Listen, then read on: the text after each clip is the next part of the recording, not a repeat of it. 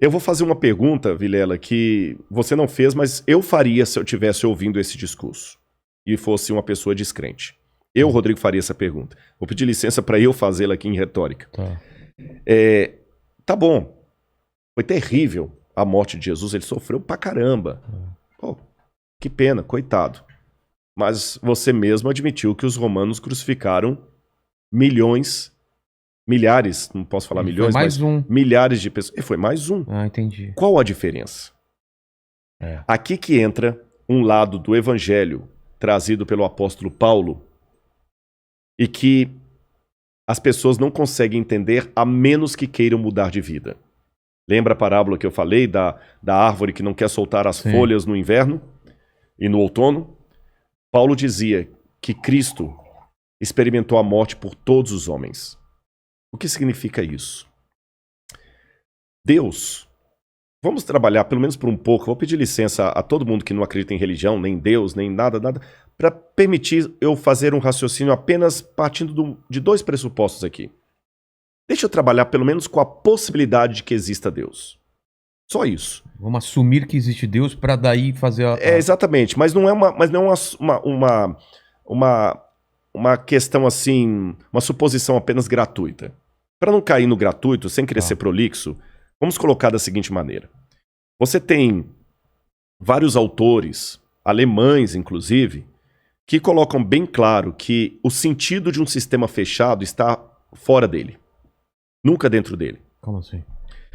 Por exemplo... A Bíblia é um sistema fechado? A Bíblia, qualquer livro, qualquer coisa. Tá. Você deu um exemplo da Bíblia, eu vou dar um exemplo de um livro. Vamos supor que esse livro que eu te dei aqui, ao invés de ser um livro de filosofia e teologia, fosse um livro de física. Tá. Tá bom? Pega o livro para mim aqui. O livro é um sistema fechado.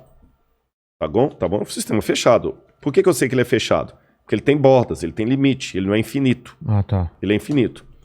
E se fosse um livro de física, aqui dentro dele está cheio de regras, fórmulas, etc. Só que se você fosse um ácaro vivendo dentro desse livro, você jamais conseguiria ver o sentido do que ele diz dentro dele mesmo. Sim. As fórmulas dele só fazem sentido fora dele. É o que está fora dele que comprova o que está dentro dele, porque ele é um sistema fechado. Certo. Outro exemplo que eu posso dar para facilitar também, o cartão de crédito. O cartão de crédito é um sistema fechado, ele tem limites. O que dá sentido por cartão de crédito é o sistema bancário, sistema econômico, crédito, coisas que estão fora do cartão. E assim vale para tudo o que eu poderia dizer para vocês. Tudo, tudo, tudo. Isso é uma questão filosófica e física também, não é só da filosofia, que praticamente não há margem para discussão. O sentido de um sistema fechado está fora dele. Tá bom? Agora, o universo não é infinito. Alguns colocam que é um sistema aberto, mas para termos de delimitação, o universo é um sistema fechado. Ele tem bordas.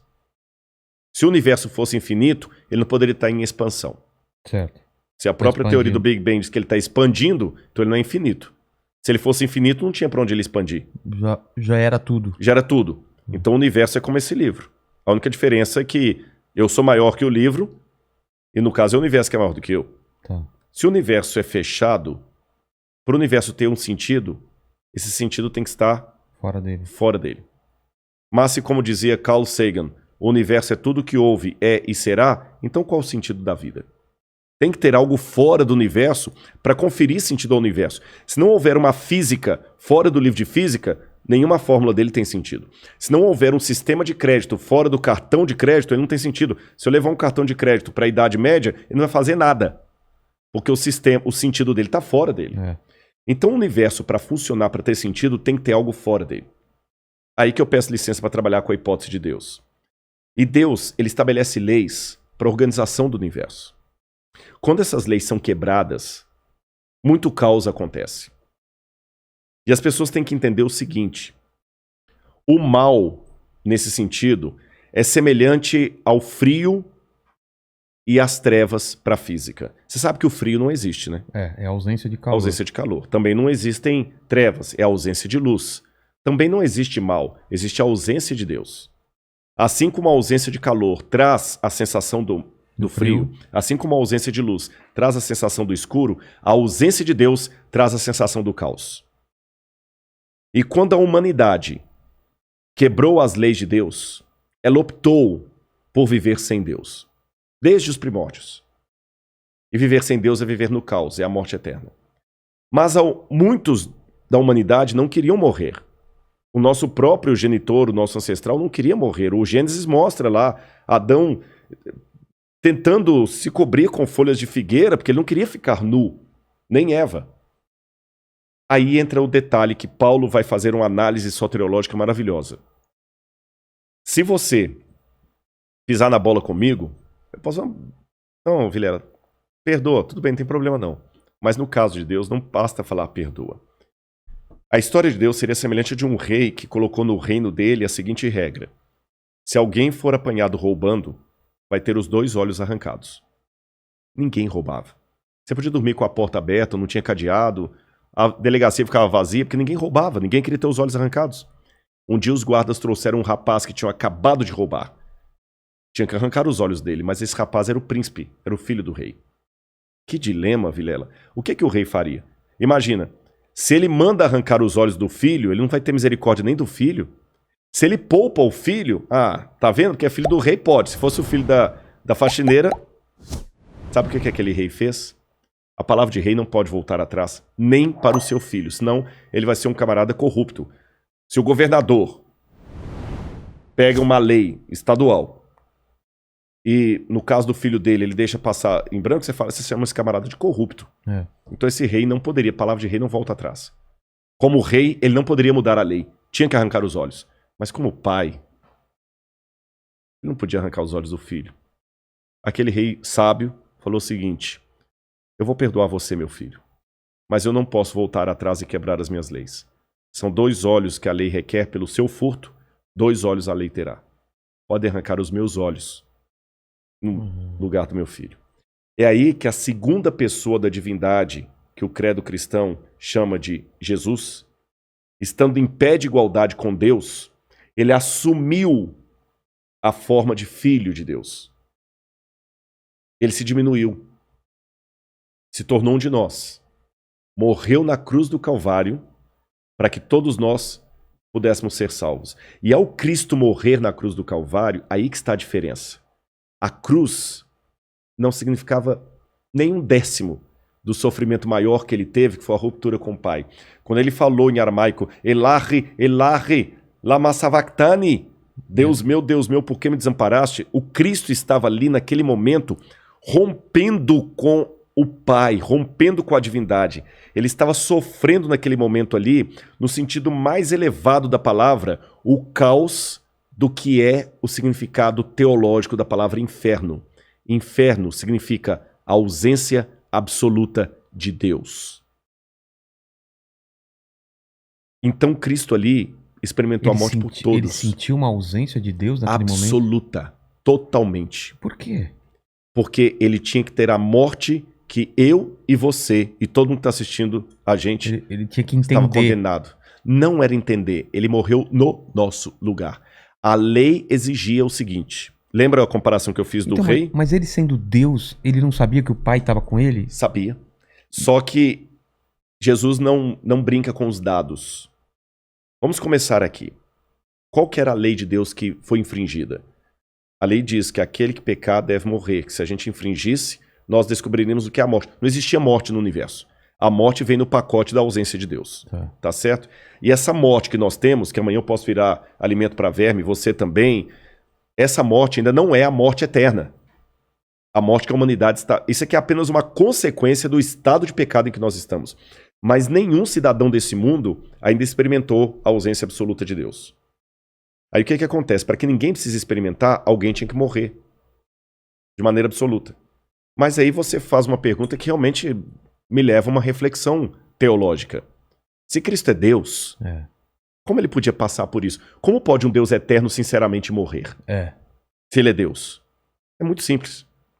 Já que imaginar não paga imposto, eu vou imaginar que eu tenha um Porsche do mais caro, daqueles que em Miami tem um monte na rua, sabe? Sim.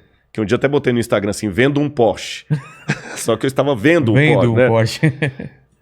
Se eu tivesse um Porsche do mais caro do mundo, você me vê com um carro passando aqui na rua e tudo. Pô, que carrão, Rodrigo. Pô, cara, massa demais e tudo e tal. Aí um belo dia, você me vê subindo aqui no condomínio, a pé, conversando com o Mandíbula. Tá. Aí você fala assim, pô, Rodrigo, cadê o Porsche? Tá na garagem. Por quê? É porque o Mandíbula, por alguma razão, vou criar aqui, viu, Mandíbula? Tá. Ele tá com um problema aí, coitado, ele foi abusado na infância. Ô, louco! Foi dentro de um carro. Podia ter criado outro problema. Mas tudo bem, já que foi criado esse problema. Mas, enfim, ele não entra dentro de carro. Ele tem uma fobia. Mas ele precisa caminhar comigo aqui no condomínio para trazê-lo até aqui. Então o único jeito que eu tive de vir com ele até aqui é deixando o meu carro na garagem. Aí você vira e fala assim, pô, Rodrigo, não faz sentido isso não, cara. Se você tem o Porsche, você tem que andar de Porsche. Não. Se eu sou dono do Porsche, ele escolhe. Eu sou dono bastante para usá-lo ou não. Então vamos a algumas definições aqui. Eu perdi o meu carro? Não. Eu continuo proprietário de um carro? Sim. Mas eu estou de fato andando com o Mandíbula ou estou fingindo que estou andando com ele? Não, você está andando. Estou andando com ele. Cristo, diz o apóstolo Paulo, ele se esvaziou da sua divindade. É esse o termo que Paulo usa. Filipenses 2, verso 5. Tenham em vocês o mesmo sentimento que houve em Cristo Jesus, porque ele, existindo por toda a eternidade, na forma de Deus, em forme tuteu, como diz em grego, ele não julgou como usurpação ficar agarrado ao fato de ser igual a Deus. Antes, a si mesmo se esvaziou, kenosis em grego. É como você pega um balão e ele murcha. Se esvaziou, assumindo a forma de servo. E na forma de servo, sendo reconhecido em figura humana e aceitando a morte e morte de cruz. Para que Cristo pudesse morrer, ele pegou a divindade dele, não a perdeu. Ele podia, a qualquer momento, com seus poderes, falar, não vou morrer. Não vou morrer e acabou. Então. Mas o que ele fez?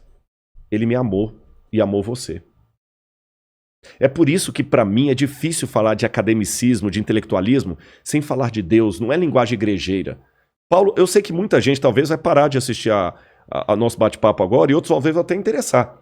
Agora que começou a entrar com o negócio de Bíblia, de Deus, pô, eu prefiro que você entreviste aí outro que fale de política. Você tá entendendo? Mas eu digo, Paulo também passou por isso, que Paulo era um cara intelectual. Quando ele estava falando em Atenas, o pessoal ficou, pô, caraca. E depois vou querer voltar ainda para Jesus, que eu tenho umas perguntas. Beleza. Tá. Paulo, você é demais, cara. Quando ele falou de Jesus crucificado e ressurreto, pensou, não, depois a gente discute sobre isso. Atenas é a capital da filosofia. Mas voltando ainda a essa questão do sacrifício dele. Ele pegou a divindade dele para comparar o Porsche, deixou na garagem, se tornou homem de verdade. Nasceu de Maria. Ele sentiu as dores. Nasceu de Maria como qualquer ser humano, exceto em pecado. Então, por exemplo, Jesus enquanto ser humano, se Jesus estivesse aqui hoje como ser humano, Jesus também podia contrair o Covid. Com certeza. Se eu pegasse ele estava sujeito um pedaço de pau e batesse no braço de Jesus, ia quebrar o braço de Jesus. Ele ia sentir essa dor. Ele ia sentir essa dor de verdade. E quando ele estava na cruz do Calvário, ele não podia usar nada dos poderes dele para se beneficiar, senão o sacrifício não seria real.